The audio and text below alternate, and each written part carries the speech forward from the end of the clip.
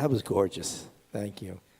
And you guys, whoa, just amazing every Friday night. It's just, it's a work of art. It's beautiful. It sets the whole mood for Shabbat. And this Shabbat, I've asked a few people to speak to us about their experience a few weeks ago on the March of the Living. We had a bus of 53 people. We had children of survivors, grandchildren of survivors, people whose grandparents had come to America before World War II, but other parts of the family didn't, and they were gone. And some people who went to the towns where their grandparents were killed, even walked into the houses they once lived. Everybody had a different reason to be there. I was privileged to be the rabbi on the bus. We had Mel Mann, who's the director of the Friends of the March of the Living and the Child of Survivors, and Mark Baranek, the premier educator of Holocaust, I'd say in our city, but he's one of the premier educators in the country, also a child of survivors. And throughout the weeks and months ahead, we'll have people who traveled with us. 1/3 of the bus was Beth Torah or directly related to Beth Torah. So we were very proud to bring so many people with us on such an important pilgrimage. We joined the March of the Living, joined with all the kids. I think they said there were 10,000 or 12,000 people that day.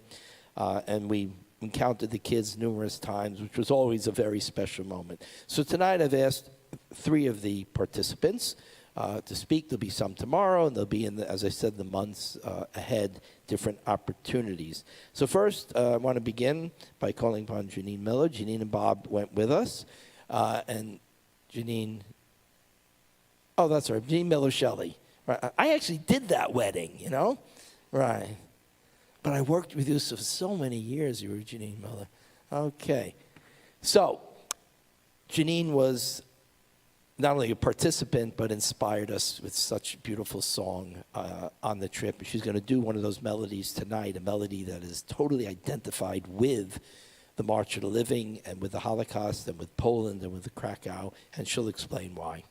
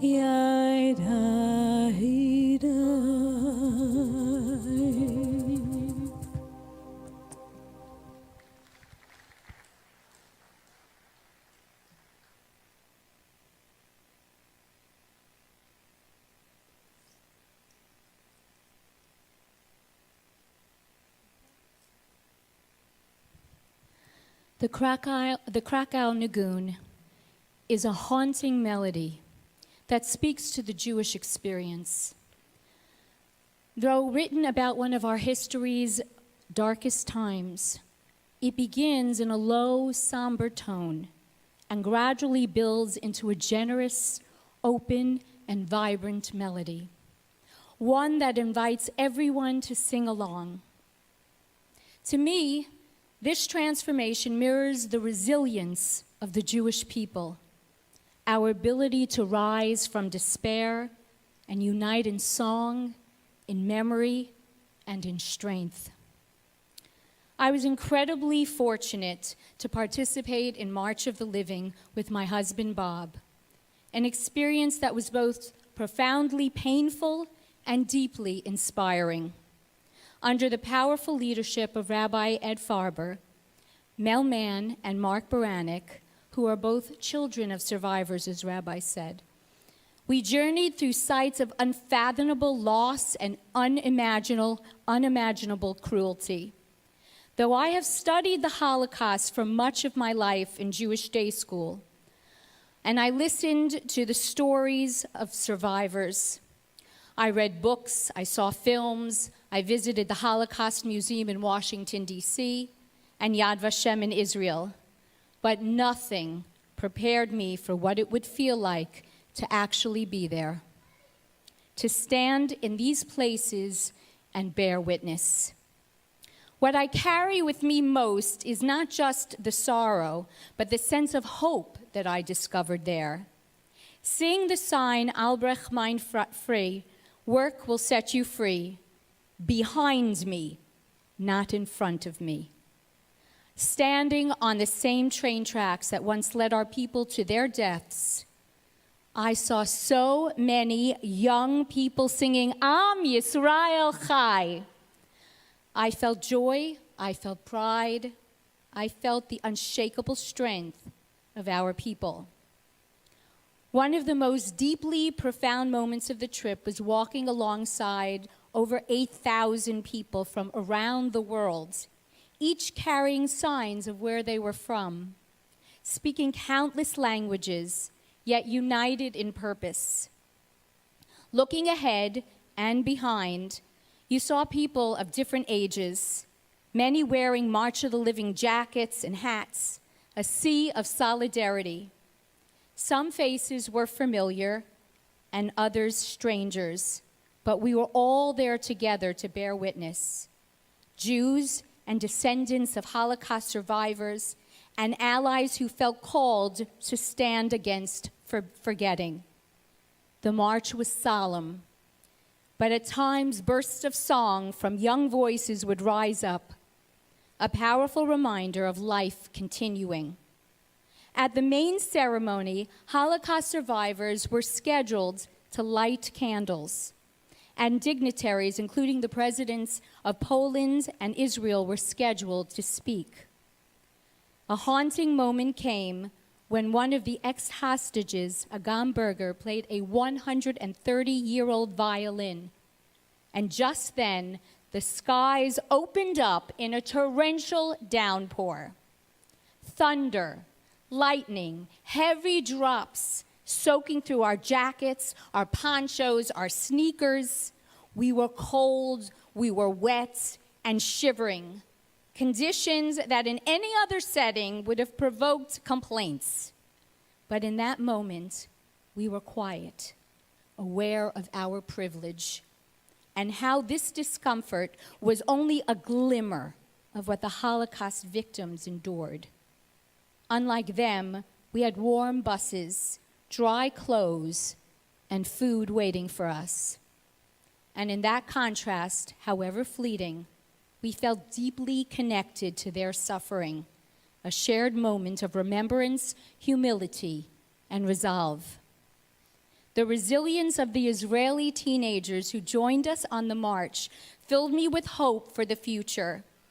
As Rabbi Farber taught us, no matter your observance level, your Jewish affiliation, we are all the same.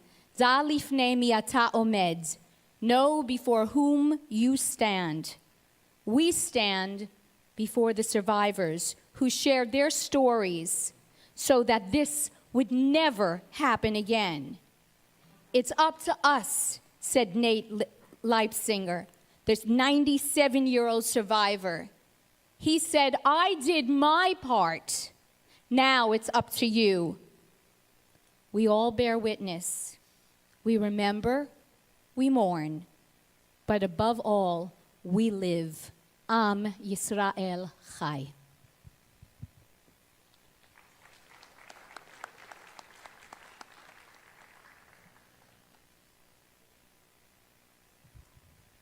Also joining us from even a younger generation, and that was nice to have so many generations on the bus. Very important for the future of the march and future of the Jewish people because they represent the future.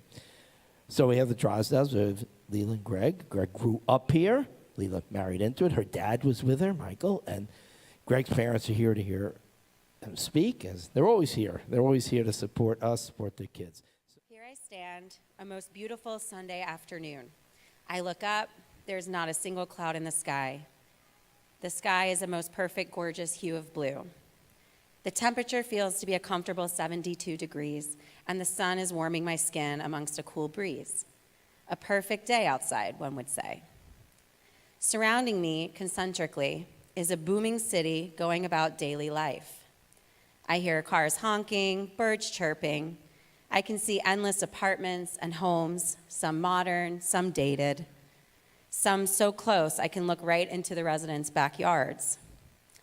I notice one yard that has the most beautiful garden with plush bushes and trees all around.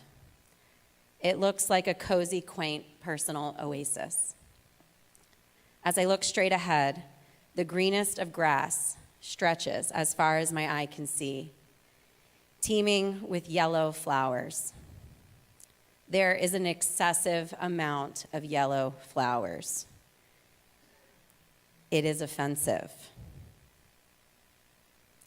I choose the words excessive and offensive, you see, because I am standing in the middle of my Donic concentration camp. What I could have never prepared myself for is how it feels to be standing on the soil of hell amongst a bustling, vibrant city on the most beautiful Sunday afternoon imaginable. I could have never prepared myself for how it feels to be able to look inside the neighbors' windows, to admire their plush, beautiful backyard landscaping, to be able to see oasis from the other side of the fence.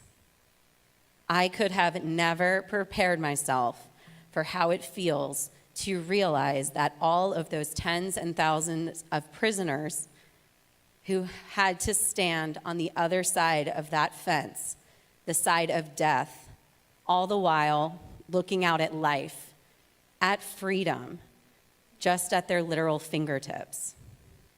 I will not go into the details of the tour, but what's important to understand for those of you who have not yet stood in my Donic concentration camp is that it is fully intact. In fact, it can be up and running in just 12 hours. Needless to say, after walking by the Commandant's beautiful home that stands about 200 feet from the gas chambers, after walking through the gas chambers, after walking through the barracks, standing in front of an entire barrack filled with just shoes that look in such condition that if you needed a pair of shoes, you could just pick a pair and walk right out. After learning about how meticulously planned out and calculated everything was by the Nazis, their allies, their accomplices, to rid the earth of Jews, and then to be experiencing exactly how it would go down once walking through those gates of Majdanek, I felt as though I was about to pass out, vomit, and I had this feeling of overwhelm that literally brought me to my knees at one point. Due to the visceral way my body was reacting physically, the way my brain was mentally trying to process the impossible, and the way my heart was tearing open emotionally, I naturally fell behind the group. I found myself walking alone, touching each structure as I walked, and just saying out loud, "I'm sorry," over and over again. Eventually, after a several-minute uphill climb, I arrived at the crematorium. I have lost my group at this point. I was alone looking at 6 or so ovens that were custom designed for human bodies, literally designed to fit a Jewish human inside to burn, each one made for one body. Literally, it was too much to bear. My head is reeling, I can't see, I feel paralyzed, and just as I felt completely overcome, a gentleman begins singing El Melech HaRachamim, the central Jewish prayer sung at funerals, asking Hashem to look out and care for our loved ones who have died. I placed my hand on an oven, and I hummed along with a room full of strangers, except they weren't strangers at all. We are a family, we are a people, we are one. We are here together. We here are together, the living, praying for the care and eternal peaceful rest of all of our Jewish brothers and sisters who were senselessly and brutally murdered. I walk outside to find my group sitting in the green grass right outside the crematorium. Again, here are these flowers. These yellow flowers, we're surrounded by them. In front of us is a mountain of ash encased in a mausoleum over 50 feet wide and over 50 feet tall. Janine leads us in Dona Dona. We sing together, and just next to us, there's a 16-year-old girl sitting by herself, audibly sobbing. I see in her hand she's holding pictures from what I can only imagine are photographs of her family members who may have perished right here where we're sitting or miraculously survived.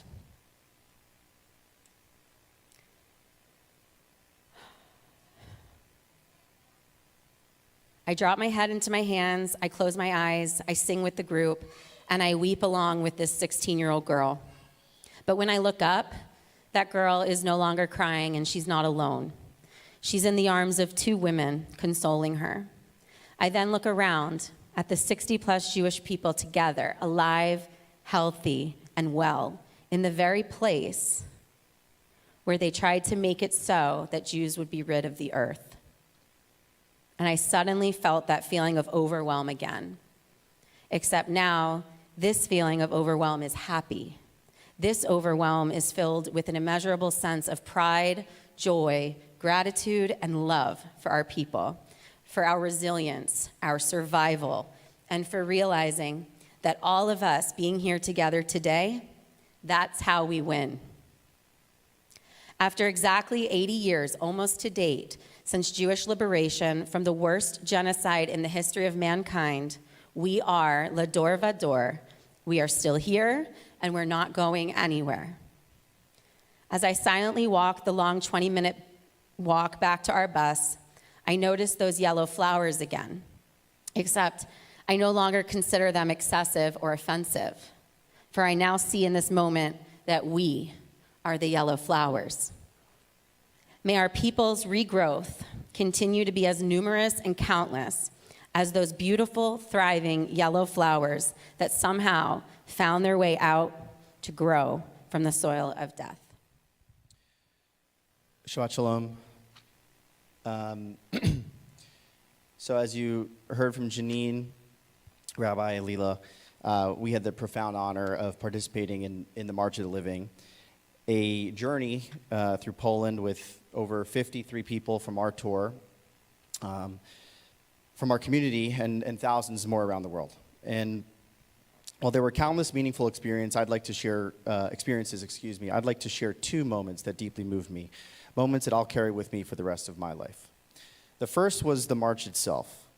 We began the day, similar to what Janine said, touring Auschwitz on Thursday morning, beautiful day. And as expected, when you get in there, it was somber, it was heavy, and overwhelming. Walking through old barracks, walking by gas chambers, seeing piles of shoes, suitcases, hair, it was impossible not to feel the weight of the tragedy and magnitude of the loss.